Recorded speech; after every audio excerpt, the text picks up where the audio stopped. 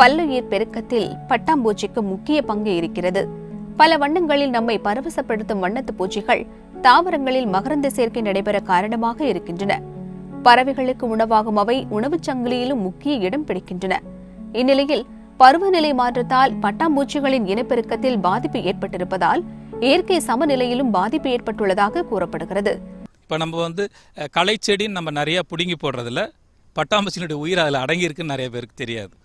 நம்ம சாதாரணமாக இது களை செடி தேவையில்லை அப்படின்னு வெட்டி போட்டுடுவோம். ஆனால் ஒவ்வொரு பட்டாம்பூச்சியும் ஒரு சில தாவரங்களை மட்டுமே நம்பி உயிர் வாழறது. அந்த முட்டையிலிருந்து புழு வெளியில் வர்றது சில தாவரங்களை நம்பி மட்டுமே இருக்கும். அந்த தாவரங்கள் அழிந்து போகும்போது அதனுடன் அந்த பட்டாம்பூச்சி இனமே கூட அழிவதற்கான வாய்ப்பு இருக்கிறது. பட்டாம்பூச்சி ஒரு இடத்தில் அதிகம் இருந்தால் அங்கு இயற்கை சமநிலை சிறப்பாக இருப்பதை குறிக்கும் என்றும், அவற்றின் எண்ணிக்கை குறைவாக இருந்தால் இயற்கை சமநிலை மாறுபாட்டை குறிக்கும் என்றும் பட்டாம்பூச்சி ஆர்வலர்கள் தெரிவிக்கின்றனர். அக்டோபர் நவம்பர் 2016க்கான மழை அளவு கடந்த 150 வருடங்களிலே இதுவரையிலும் தான் மிக மிக மோசமான அளவு, மிக குறைந்த அளவு.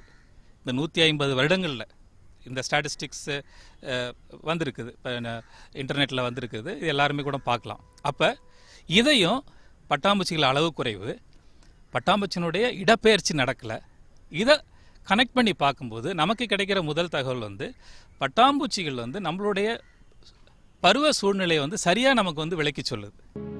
வண்ணத்து பூச்சியில் பல வகைகள் இருந்தாலும் அவை அனைத்துமே இடம்பெயரும் தன்மை கொண்டவை. தமிழகத்தில் உள் மாவட்டங்களில் இருக்கும் சில பட்டாம்பூச்சி இனங்கள் செப்டம்பர் அக்டோபர் மாதங்களில் மேற்கு தொடர்ச்சி மலைக்கு இடம்பெயர்கின்றன. அங்கு இனப்பெருக்கம் செய்துவிட்டு அதன் அடுத்த தலைமுறைகள் மார்ச் மாதத்தில் மீண்டும் தமிழகத்தின் உட்பகுதிக்கு திரும்புகின்றன.